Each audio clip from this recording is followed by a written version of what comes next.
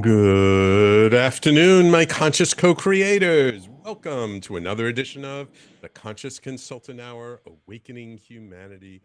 I'm very, very pleased that you are all here with me today. We've got another wonderful show in store for you. Did you catch my last week's show? It was just me and you riffing on, telling you a little story about stuff that happened recently. If you didn't have a chance to check it out, please do so. Unfortunately, my guest didn't make it last week. Um, all right. So let's start off, as we always do, with my blog post from a couple of years ago. Let's see what we're up to now. So this blog is entitled, When We Follow the Seasons, We Are in Harmony with Nature. In the modern world, it is easy to disconnect from nature. We easily forget how the seasons affect us. Living in modern cities, we act as if there are no seasons. We may change our clothes, but not our habits. Back when we lived closer to the land, we knew how to live with the seasons. We learned to plant in the spring, water in the summer, harvest in the fall, and rest in winter. Yet in today's world, there is no season for rest. We are constantly planting, watering, harvesting in our businesses and our careers. There might be a week or two we take off for a vacation, yet often there is no rest. We travel from one place to another, trying to make the most of our time, rushing to fill out the days with all the things we can't do while we're at work. So even in our time of rest, we are not resting. Being so disconnected from nature, it is not surprising there is an epidemic of stress and disease in our culture. The answer is how to live a more harmonious life is all around us. We just have to open our eyes and pay attention. So even the birds know when to fly south for the winter. This does not mean we have to give up all of our modern conveniences. It merely means paying attention to the nature that is all around us. By following, by flowing with the cycles of the seasons, we live a healthier life, learning from the plants and animals, understanding that they have much to teach us. All indigenous cultures understand this. When we follow the seasons, we are in harmony with nature. To live a healthier, happier, and longer life, all we have to do is pay attention and honor the environment that we live in. These artificial structures and rules that society has developed does not serve us, for they are artificial, not based on nature. When we follow nature, we are following our true inner compass. And that inner compass never takes us off course. So as we enter into the time of winter in the north and summer in the south, let us remember winter is for resting, spring is for planting, summer is for watering, and autumn is for harvesting. It's so simple, yet not easy for us to follow in this modern world. How can you start to follow the seasons in your own life? So I wrote this a couple of years ago, probably beginning of winter 2 years ago. And this is something that my teacher Armand talks a lot about, and something as I learn more about indigenous cultures and society, um, that I think about more frequently. And that's really about how to live. Like what's the practical application when we say living in harmony with nature? What's the practical application of that? What does that really mean? And, you know, it's so funny, especially here in the United States, that we so totally ignore what it means to be in summer or winter or spring or fall. We constantly act as if it's spring or fall or summer. We never really take time in our lives to rest for a season, not for the whole year, and not just for a week or two when we take our vacation off. Now, look, does this mean we stop everything for 3 months? No. It, it just means being mindful of what is the energy of nature around us, being mindful of what that season, what that energy represents, and then just bringing a little bit more of that into our day-to-day life.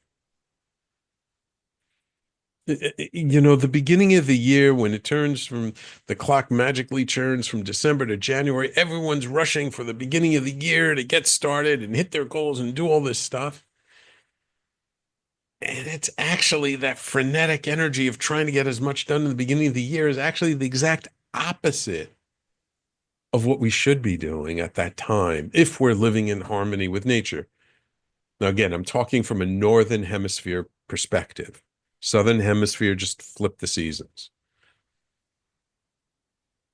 But in wintertime, it's time to step back, to rest, to give a chance to integrate all we've experienced during the prior 3 seasons and just allow our nervous systems to calm down for a change, to just not push ourselves so hard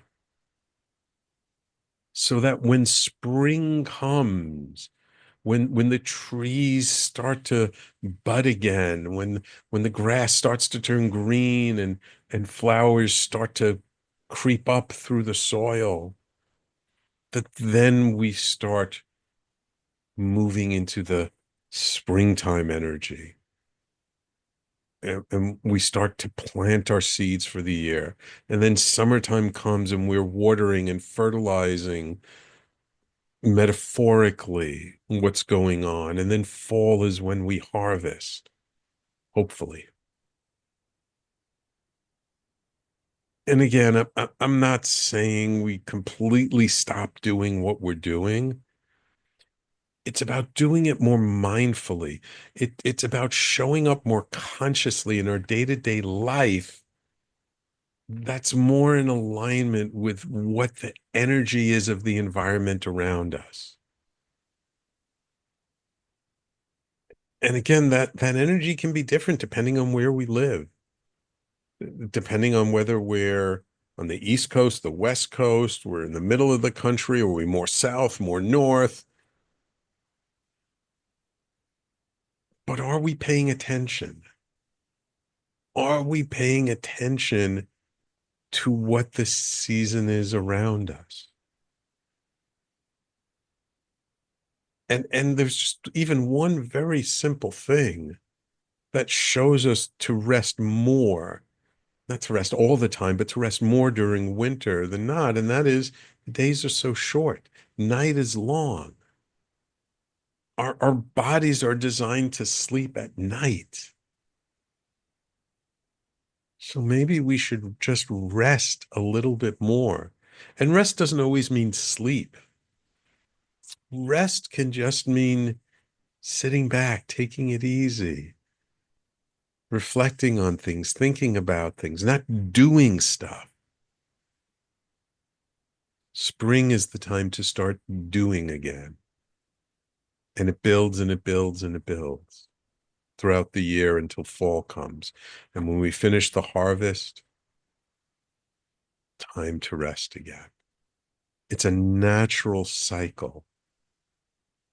And when we live more in harmony with that cycle, I don't know, it just feels better. It feels easier. It feels more apropos for the way we're designed. And look, I know that, in today's world, doing this sounds a lot easier than it is. But if we can just lean in that direction a little bit, just keep it in mind a little bit more,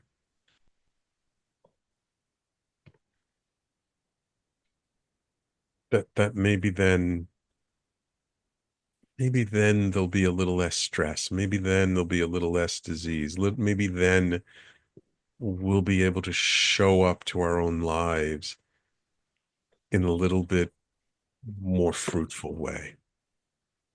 So that's my blog post for this week.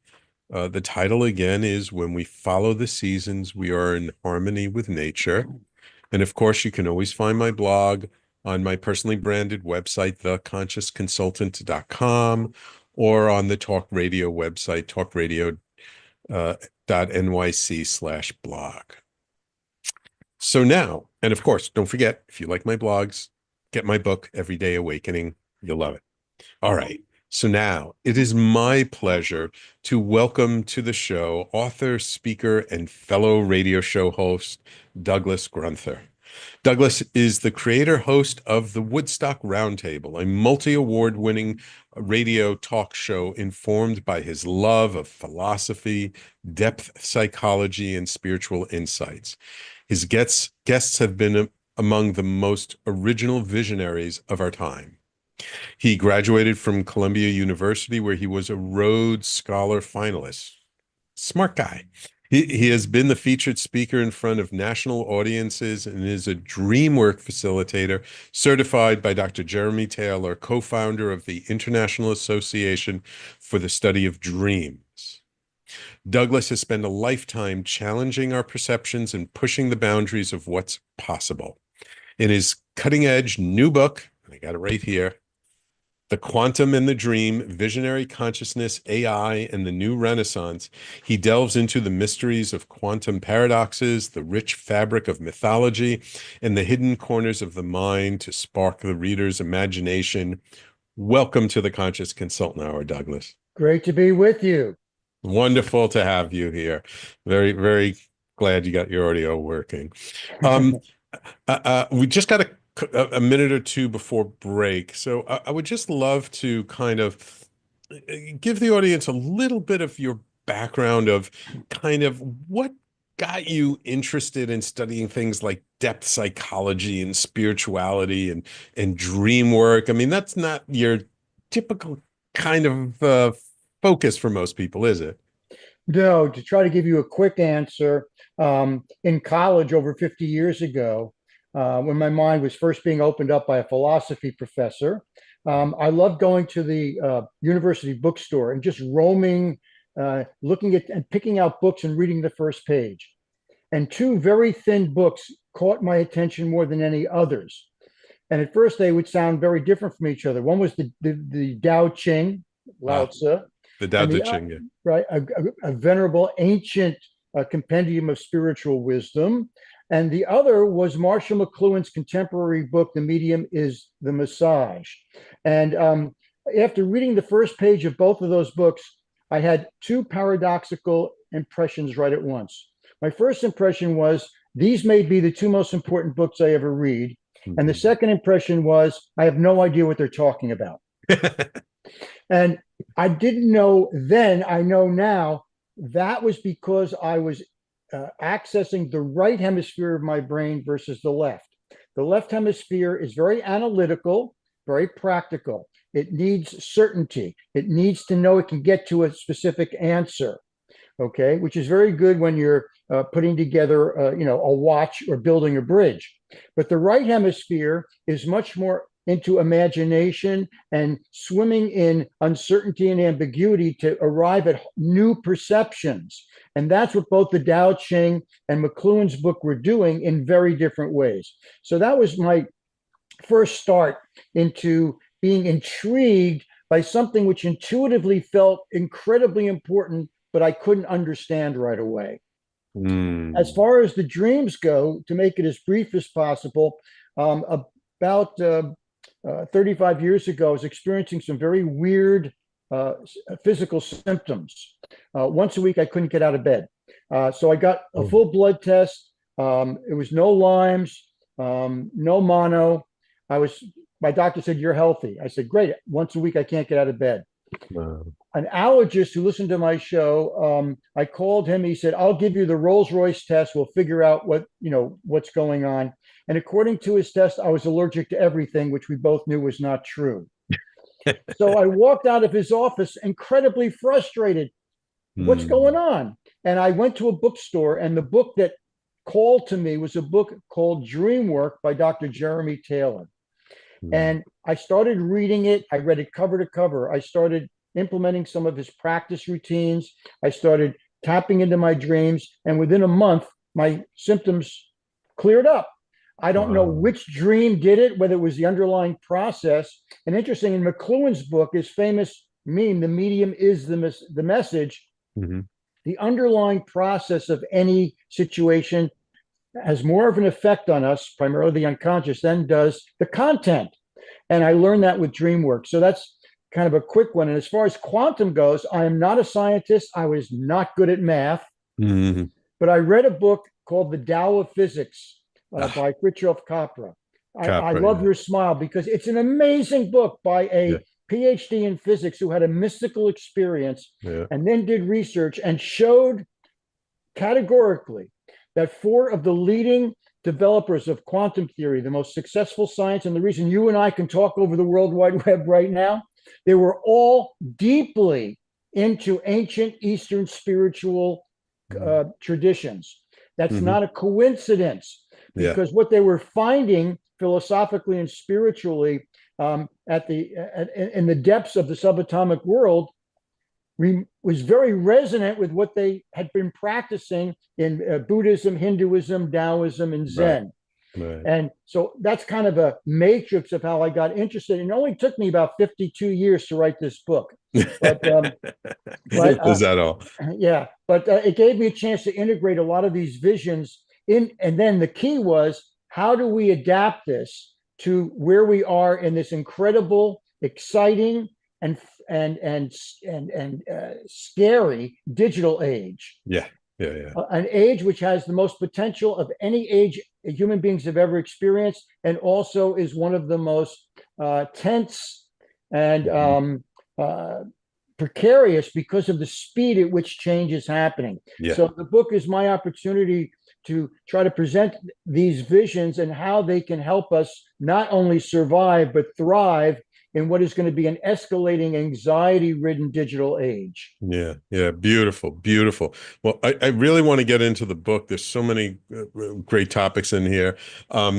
Let's take a quick break, and when we come back, I just want to touch upon what was the impetus for writing the book, and then let's dive into the themes of the book. Okay, Doug?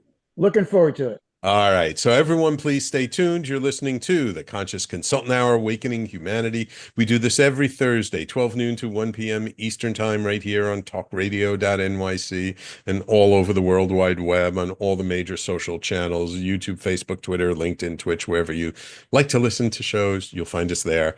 And we will be right back with our guest, Douglas Grunther, in just a moment. Are you a conscious co-creator? Are you on a quest to raise your vibration and your consciousness? I'm Sam Leibowitz, your conscious consultant, and on my show, The Conscious Consultant Hour, Awakening Humanity, we will touch upon all these topics and more. Listen live at our new time on Thursdays at 12 noon Eastern Time. That's The Conscious Consultant Hour, Awakening Humanity, Thursdays, 12 noon on talkradio.nyc. Are you a high-achieving, growth-oriented leader? Are you interested in developing your authentic leadership while creating a healthy, inclusive workplace? Hi, I'm Dr. Mira Brancu, host of The Hard Skills on talkradio.nyc at 5 p.m. Eastern on Tuesdays, where we discuss how leaders develop the hard skills needed to make a greater impact. We interview experts, have live coaching, and tackle these challenges. Listen to The Hard Skills on Tuesday at 5 p.m. Eastern on talkradio.nyc. If you don't have your health, what do you really have? It's time to feel good in your body and shift from struggle to ease.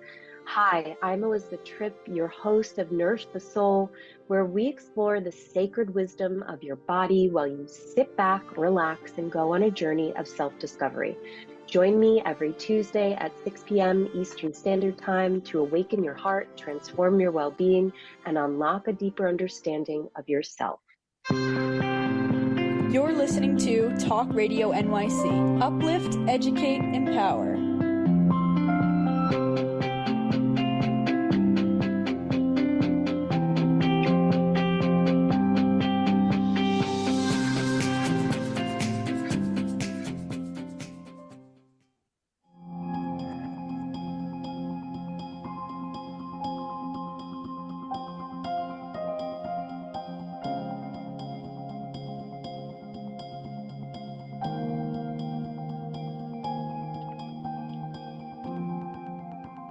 And welcome back to the Conscious Consultant Hour, Awakening Humanity. We're speaking this hour with Douglas Grunther, author, speaker, and fellow radio show host, author of the new book, The Quantum and the Dream. I do want to know, like, what got you started writing the book, but before I do that, you've already mentioned quantum physics a moment ago. The Nobel Prize for Physics a couple of years ago was awarded to a couple of gentlemen for proving that the universe is not locally real. How should we take that and like, how do we apply that to our day-to-day life? Well, I mean, to me, that there should be huge implications about that, but you don't hear people talking about that in common conversation, do we? All right. It's complex, and some of the new age people out there want to simplify it and say, well, quantum theory is saying everything's interrelated, and therefore, if you wish enough for something, it'll happen. I'm glad that's not true, because could you imagine if we got everything we wished for and wanted? We'd be gone by now. We'd have depleted the planet of everything. Yeah. But what the quantum theory discovered and implied was something you're referring to called entanglement. The Nobel Prize was for entanglement. Now, in the our normal day-to-day living, entanglement is a negative word. We don't want to be entangled. At the quantum level, the word entanglement was used the way spiritual traditions talk about everything being an interconnected matrix, an interconnected web. And what they meant by no such thing as local realism is we assume we live in localities. You and I are not physically in the same space, but at a much deeper level in the subatomic world of which we're all a part. It was implied by quantum theory that everything was connected in such a way that nothing ever gets really separated. And Einstein spent the remaining 30 years of his life determined to disprove it, because even his amazing brain couldn't accept entanglement. Well, 10 years after he died, it was proven mathematically. And then, as you point out, in the 80s, and then the Nobel Prize was awarded a few years ago, in the laboratory, it was proved that entanglement is in fact real. So I use it as an analogy because you and I are talking over something called the World Wide Web. It is the most, by far, collaborative medium human beings have ever created. Now, even if you don't want to go as deep into the mysticism of some of these great Eastern Asian traditions, the fact of the matter is, let's take somebody current, like the most famous and influential historian on the planet, Yuval Noah Harari, right? Who wrote the book Sapiens. The key theme of Sapiens is that what makes us the most intelligent and powerful species on the planet is not our physical strength. Obviously, we wouldn't do well against a gorilla or a bear. It's not our speed. We wouldn't do very well against a cheetah or an antelope. It's our ability to collaborate beyond our immediate families and cultures. So here we are talking across and within the most collaborative medium by far ever invented. 5.5 billion plus humans connected by this incredible communications matrix. Now, people are freaking out, understandably, that the World Wide Web is very addictive. It's got a lot of bad actors stealing identities. It's got advertisers trying to get us to buy things we don't need. And we're vulnerable to all this, all of which is true. But why is that surprising? As I point out in my book, The Quantum and the Dream, thanks to the work of the great Marshall McLuhan, the Oracle of the Electronic Age was his nickname in the 60s and 70s. Every new major medium has caused disruption until the human brain learned to adapt to it. When TV came in, I quote some of the critics who said, this is going to rot children's brains. Well, they weren't totally wrong. As a 6-year-old, I was addicted to that TV screen. And what was advertised at me? Brilliant commercials getting me addicted to sugar. I demanded sugar all the time. And the next new toy, I was screaming for the next new toy. It took me as an adult, a conscious adult, to get off my addiction to sugar, which I did. Radio, fabulous medium, you and I both know. Well, here's an interesting paradox for you.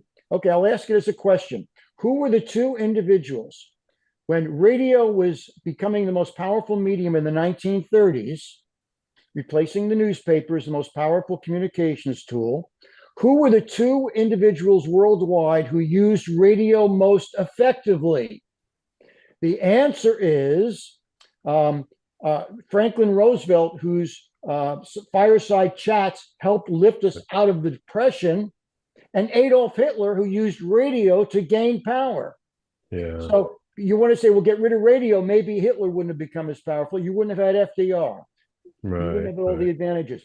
We can go back over the printing press, where you read intellectuals of the 15th century going, this is terrible. People's brains are going to be mush with too much information. They're going to be isolated in rooms reading these things and not talking to each other. Even Plato, considered the most influential philosopher of all time, railed and criticized the invention of the alphabet. And I go into the reasons. McLuhan pointed them out. They're actually very good reasons why.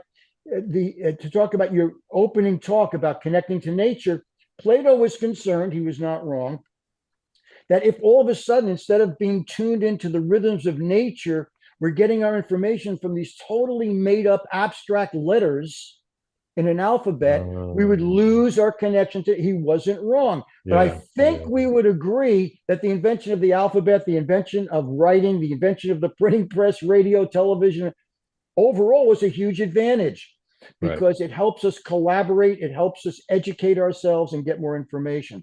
Now, it all depends how we use it, though, because it can be used to create or it can be used to destroy. Well, you used a phrase that's one of my favorite in your opening. You said we need to pay more attention. Isn't it interesting, Sam, that we came up with a phrase which we take for granted called to pay attention? Well, what are we doing?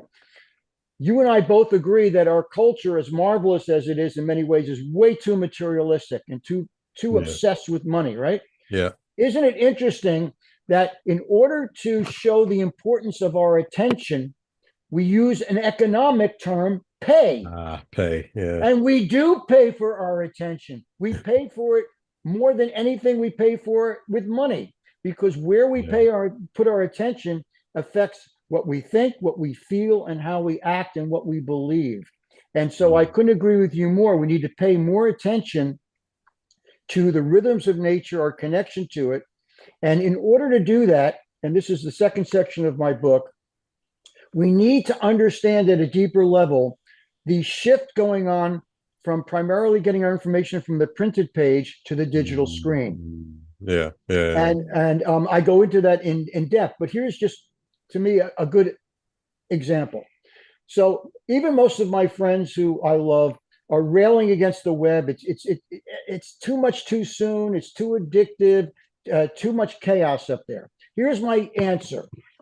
Anybody, and your listeners and viewers know this as well as any audience, anytime you sit down to contemplate, to meditate, to just slow down your mind, the first thing we all encounter is the chattering monkey mind that's chattering to us what we have to get done, all that.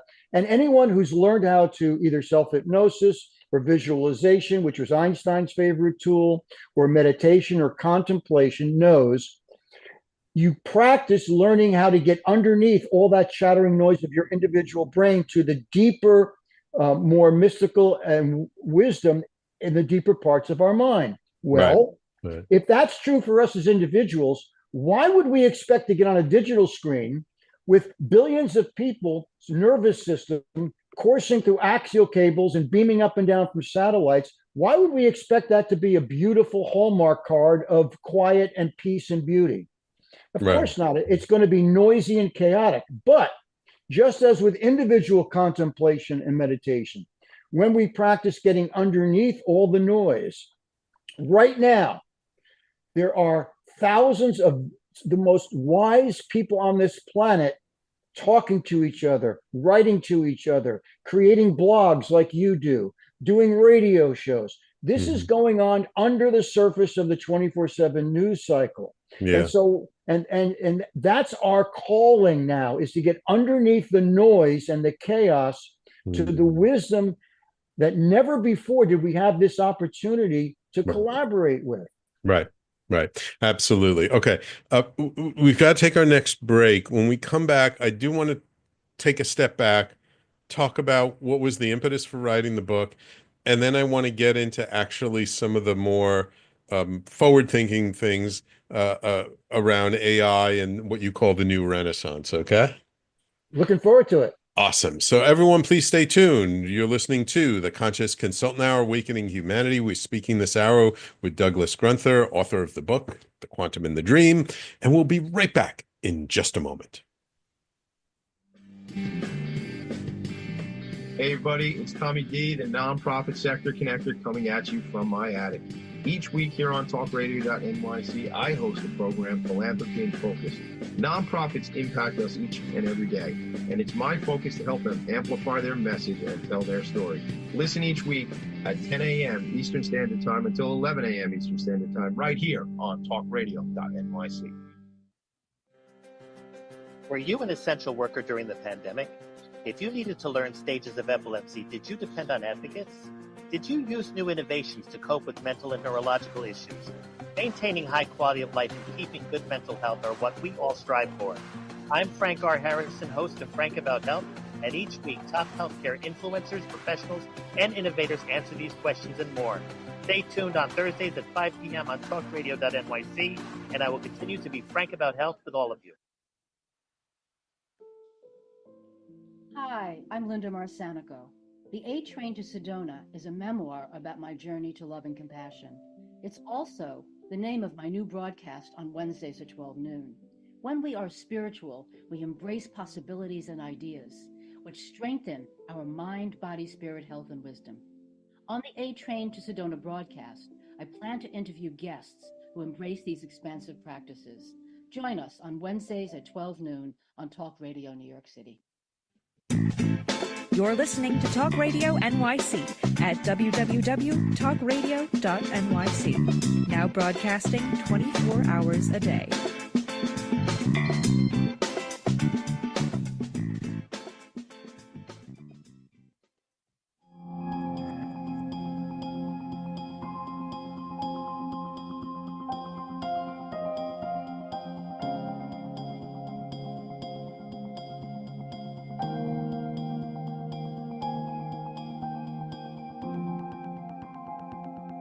So Douglas, in your book, you touch upon a lot of really deep topics. There's a lot in here.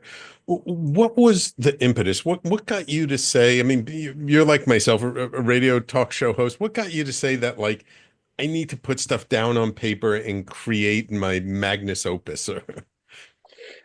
Well, I talked before about over 50 years ago being totally flipped out in a good way about the Tao Ching and McLuhan's The Medium is the Massage, and then getting into dream work.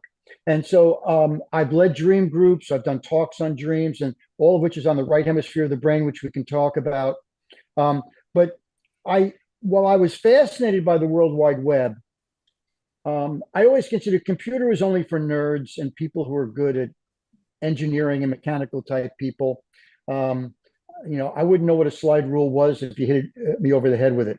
But there was a wonderful gentleman by the name of Ed Rosenfeld. He passed away a few years ago, who, with Neil Goldsmith, created this incredible salon in New York City called Poetry Science Talks.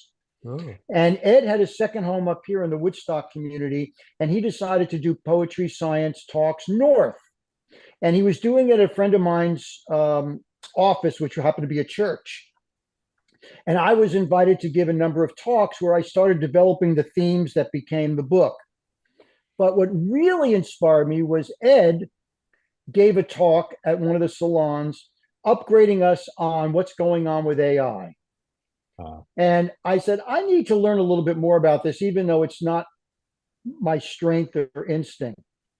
And as he was talking and just giving kind of a basic update as to what's going on with AI, a light bulb went off in my head, which was, wait a minute, you've been thinking about studying, talking to experts about McLuhan for 50 years because he was such a wise Western sage about medium. How can I understand what's going on in the digital age without getting a deeper understanding of how the digital screen is affecting the human mind? Because that's what McLuhan was really about. He was writing in the 60s about how he pointed out that you would not have had the cultural revolution of the 1960s, which I grew up in, where you had the women's movement, the civil rights movement, the anti-war movement, the hippies, and the whole anti-establishment materialist paradigm. You wouldn't have had that without television. Not because of what was on television, most of what was on television was crap, but because of the way TV interacts with the human mind, different from anything before it. And no one else had bothered to think about that or write about that or investigate that. So I said, well, if we don't have McLuhan anymore, let me at least take a shot at understanding how the things I care about, dreams, the right hemisphere of the brain, wisdom versus knowledge, breaking through the materialist paradigm, how is the digital screen affecting that? And that became a big part of the book and an impetus for writing it. I see. Now the subtitle of the book is Visionary Consciousness, AI and the New Renaissance. So let's tackle this one at a time. What is the new Renaissance and what does AI have to do with it? Okay. So I am not a futurist, but I identify in the book some deep patterns that I believe was initiated in the year 1900, the first year of the modern age. And I trace it through the 20th century and then how it's emerging here in the 21st century. Okay. So, and the reason it's emerging now is because of AI. Now, the new Renaissance, let's talk about what is a Renaissance. It means rebirth. All right. We go through individual renaissances, new ideas, right? The conscious consultant is a renaissance because it was the birth of a new way for you to express what you were, just as my book and my radio show are my versions of individual renaissance. Right. In order for something to be reborn, what was holding it back or restricting it has to die off. And that never happens politely or casually or easily. So let's use as a comparison the Great Italian Renaissance. Now, we were taught a very surface study of the Italian Renaissance. We learned about the great artwork of Michelangelo and Galileo peering through his telescope, all of which were crucial. But there was also a new philosophy called humanism, which after 1,000 years of a dark Middle Age where the church and the royal families controlled what anybody could think, and if you expressed anything different than they wanted you to, you were either excommunicated or executed. And now here comes this this flourishing of humanism, where the individual mind and the ability of the individual mind to understand itself and the world and share ideas started to blossom. Okay. But it only happened as the church power was dying out, but it wasn't dead. For example, Galileo, after literally creating science by peering out through a telescope and objectively determining that the Earth was in fact not the center of the universe, that we were one of a number of orbits circling the sun. What was his reward? House arrest for the rest of his life by the church. He was lucky he wasn't killed. Yeah. So the Renaissance was a great time, but it doesn't mean there wasn't a lot of darkness. And if you look at the history, one of the great motivators of the Italian Renaissance was the Black Plague, which was on its way to killing off 1/3 of all Europe, rich and poor alike, and they didn't even know the cause. Right. So why is the Black Plague connected with the Renaissance? Because you need something so strongly chaotic to break through old paradigms. It's the way nature works. You talked about nature before. Nature works by creating and destroying at the same time. So was our pandemic, our COVID pandemic, our modern day Black Plague? No, it was a mosquito bite, because compared to climate change and global warming, COVID will be looked at as tepid. Now, it killed 7 million people. It was a horrendous virus. I'm not pretending it wasn't. But here's what's not shown. As horrible as COVID was, killing 7 million people total, 7 million people die every year from air pollution. You don't hear a lot about that. Yeah. So we are literally destroying the very ecosphere that not only we need to exist as human beings, but most advanced life form does. And we're responsible for this. Yeah. And so if you don't think that global warming is having a devastating effect, talk to the millions of people in North Carolina, Georgia, and Florida who got slammed by Helene, which was supposed to be a Force 1 hurricane, and at the very last moments became a Force 4. Yep. That kind of escalation is the new paradigm. On the one hand, it's very destructive and very frightening. Yeah. On the other hand, we'll see. I am betting that we humans will be able to do what our ancestors did in the 14th to 16th century, especially induced by the Black Plague. And back in the Italian Renaissance, when the plague was killing off 1/3 of Europe, the fastest form of communication was to hand scribe a manuscript. We now have over 5 billion of us connected to a World Wide Web. And whatever happens with global warming, we're going to mitigate it with new technology, but we're not going to solve it with new technology. It was technology that got us into this. Yeah. The way we're going to deal with it is and we're already seeing small changes. For example, if you look at younger generations, they don't want as big a house. They don't want as big a car. They're realizing that the good life is not just about getting more stuff. Right. It's about a better connection with people and with nature. And what I call for in the third section of my book is divided into 3 shifts in consciousness, which I say are pointing us towards a new Renaissance. I think we'll get there. I can't guarantee it.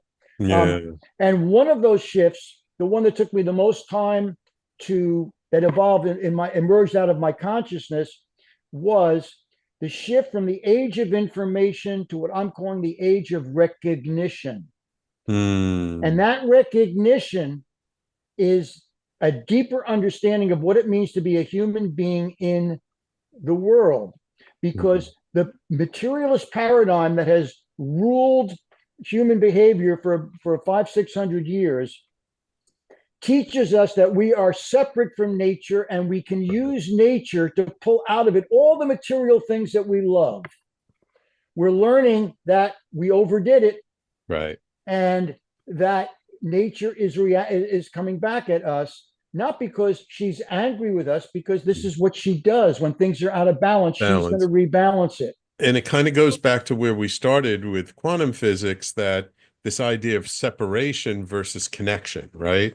That we're actually much more connected to everything Then we are separate from it. And not just abstractly and idealistically, although that's important, and philosophically, which is important, but empirically. There's a wonderful scientific theory called the Gaia theory, which I talked about in the third section of my book. Which created by a chemist, a PhD in chemist, and his co-developer is someone I finally got to understand in my book. It took me a long time. Her name is Lynn Margulis. She should be much better known. Her nickname was the Angry Earth Mother because she loved men but wouldn't take crap from anybody. And she got her PhD in biology during the 60s when it was a man's world. And not only was she one of the few women getting a PhD in biology, her thesis was very controversial. It turned out to be true, and it's crucial. It should be part of every education, yet very few people know about it. What she proved is that at the microbial level, well before there were us, before there were mammals, before there were plants, insects, microbes figured out, it took them millions of years through something called self-organization, a process of nature. They developed photosynthesis, which could be argued is the greatest technology ever invented on planet Earth. And we didn't invent it. I always thought plants developed it, but she proved that microbes developed it.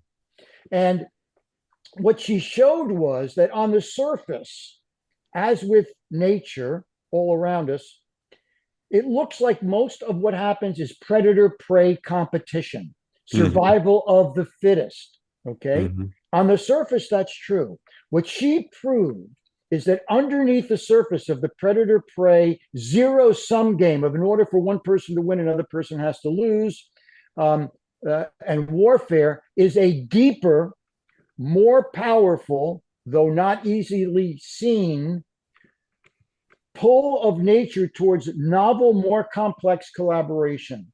Without that inherent part of nature, kicking and screaming sometimes, hard to see sometimes, especially with the 24/7 news cycle of all the violence and hatred going on around the world. The fact is that underneath that, nature's intelligence is pulling us, kicking and screaming, towards more complex, novel forms of collaboration. And you and I are communicating over one right now. Right. Okay, let's hold it there for a moment. We need to take our last break. When we come back, I know you said you're not a futurist, but I would love to hear you prognosticate a little bit because you've pulled together such great patterns. I'm curious as to your view of the future. I'll do my best. Awesome. So everyone, please stay tuned. You're listening to the Conscious Consultant Hour, Awakening Humanity. Our guest this hour has been Douglas Grunther, author of the book, The Quantum and the Dream. And we'll be right back to tie it all up in just a moment. Are you a high-achieving, growth-oriented leader? Are you interested in developing your authentic leadership while creating a healthy, inclusive workplace?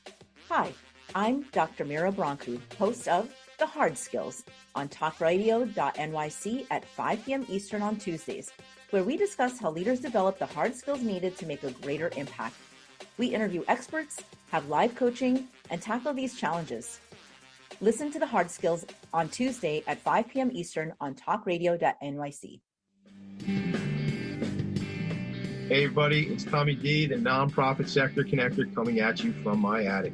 Each week here on talkradio.nyc, I host the program Philanthropy in Focus. Nonprofits impact us each and every day, and it's my focus to help them amplify their message and tell their story. Listen each week at 10 a.m. Eastern Standard Time until 11 a.m. Eastern Standard Time, right here on talkradio.nyc. Are you a conscious co-creator? Are you on a quest to raise your vibration and your consciousness? I'm Sam Leibowitz, your conscious consultant, and on my show, The Conscious Consultant Hour, Awakening Humanity, we will touch upon all these topics and more. Listen live at our new time on Thursdays at 12 noon Eastern Time. That's The Conscious Consultant Hour, Awakening Humanity, Thursdays, 12 noon on talkradio.nyc. You're listening to Talk Radio NYC at www.talkradio.nyc. Now broadcasting 24 hours a day.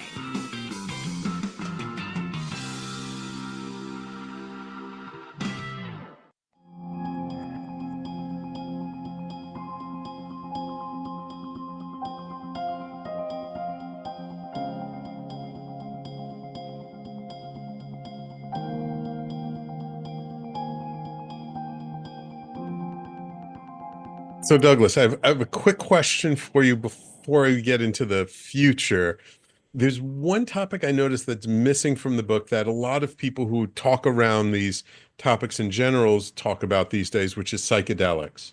And a lot of people's view of psychedelics as sort of a tool for increasing or upgrading human consciousness. What's your view on psychedelics? Um, well, I have chosen not yet to do psychedelic just because I was never found myself in the right environment to do it. Mm-hmm. I've always been a fan of cannabis. Mm-hmm. I love listening to Terence McKenna. I've learned a lot Mm-hmm. from him, and he was a huge advocate for psychedelics. Mm-hmm. And when you get into the difference between the left hemisphere and the right hemisphere of the brain, which is the first section of my book, psychedelics are one of the excellent ways to shift to the right hemisphere of the brain. I have chosen to use dreamwork, Mm-hmm. self-hypnosis, creative visualization, contemplation, but primarily dreamwork and creative visualization to do it. I'm open to psychedelics. I know people who have had tremendously important experiences with it, and I've read Mm-hmm. books by people who have convinced me that they have discovered great wisdom through psychedelics. So I say any doorway into the deeper creative center of the human mind, I'm all for. Wonderful, wonderful. Thank you. Thank you. I was curious. So there are a lot of people, I mean, if we look at the world today, there's more polarization than ever before. It feels like we're teetering on the edge of World War III sometimes. People are stressed out. There are epidemics of mental health and addiction and all kinds of stuff going on. I've had many people who I consider tuned in and tapped in on that spiritual level. And I always like to ask, where do you see things going from here? Like not just in the immediate, like, next year, this year, but like 5, 10, 15, 50 years from now. What do you think is the path for humanity? Are you more hopeful or are you more pessimistic? I'm more hopeful, and here's the reason. It gets into the distinction, which we haven't had a chance to go into. I'll do it very briefly. It's in the first section of my book. The distinction between the left and right hemispheres of our brains. We now have, McLuhan famously said back in the 60s that the reason people found him mysterious is because he's talking from the right hemisphere and they're listening in the left hemisphere. But only recently, through the brilliant work of Dr. Ian McGilchrist and his book, well, two books really, but on the subject. He has over 1,800 footnotes. He's a neurologist, psychiatrist, and philosopher, and his insights are amazing, and they've been verified. That the left hemisphere of our brain is the one that dominates our culture. And the reason is it's the part of our brain that's analytical and learns about the world by taking things apart like a mechanism, right? And so we thought, the spiritual people have been telling us for millennia that's not true, that to understand the world, break it apart into simpler parts so we can put it back together and create great technologies. The right hemisphere of our brain is geographically larger, it's physically larger, it's more complexly wired. Why did evolution give us that? The right hemisphere of our brain doesn't analyze, it understands the world holistically and intuitively. It takes everything in and gets a sense of it. It loves being in thinking about things that are ambiguous and uncertain, because that's where great art and great insight comes from. The lack of certainty and consistency. The left hemisphere can't tolerate ambiguity. So up until recently, the left hemisphere is dominated, and it's given us magnificent technologies. The invention of antibiotics alone has virtually doubled the lifespan of human beings in the last 100 years. It's also now destroying the very ecology we need to breathe on this planet. Because, all right, so here's the point. AI has lots of problems. We don't know where it's going. It could be apoplectic. But what does AI do? It's better than we are already at gathering information, analyzing that information, and coming up with threads in it, right? We were the ones who used that. That's what made us the most powerful on the planet. AI is already better at it than we are, and we created it. So people say, oh, it's going to take over jobs. It's going to take over our lives. The computer is analogous to the left hemisphere of our brain. We're not needed for analysis, gathering information as much ever before because computers are better at it.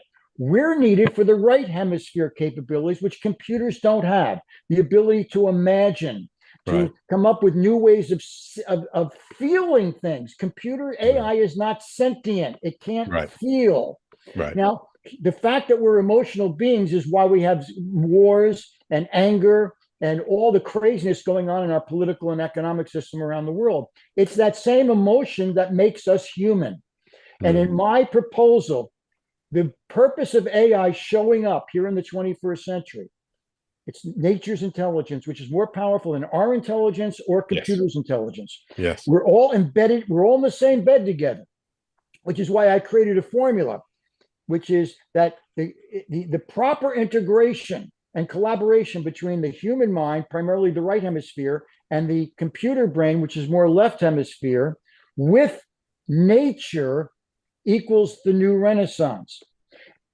I think it's logical that we're going to figure out that we're not needed anymore like we used to be to go out and get information and analyze it. Computers do that. We're needed to come up with new ways of thinking about who we are, what we're doing here, how we connect to each other, and most importantly, how do we connect with nature's intelligence?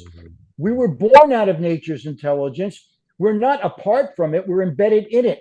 And it gave us, nature's intelligence gave our human brain the ability, the most important ability we have is not to analyze.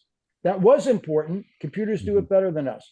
Our most important ability going forward is to go deeper into the dark center of the human mind, the unconscious, which is where every psychologist agrees where the creativity and intuitions come from. But we're scared of the unconscious because our culture doesn't like the dark. It always wants to only go to what we can be more certain about. One of the key principles of quantum theory is the uncertainty principle. How much great art, how many great new ideas would we have if everything was certain? I believe that kicking and screaming, because of the dangers and apocalyptic consequences of global warming, because computers are already better than us at analyzing empirical evidence, we are going to figure out more and more of us to shift to the right hemisphere of our brain. That's where our dreams come in. That's where our creative visualizations come in.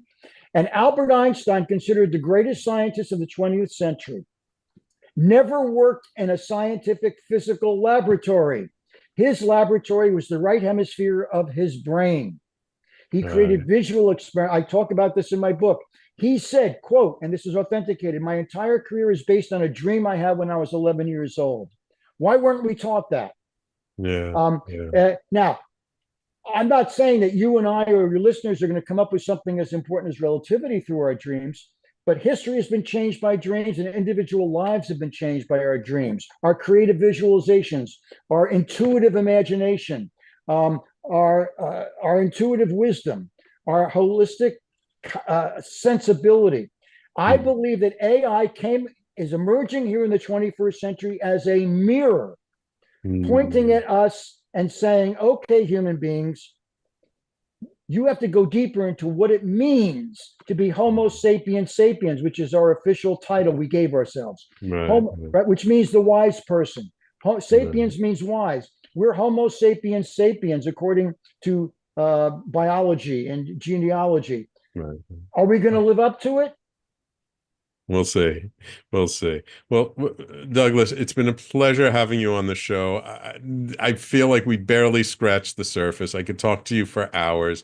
I really wanted to thank you for taking the time to come on my show today.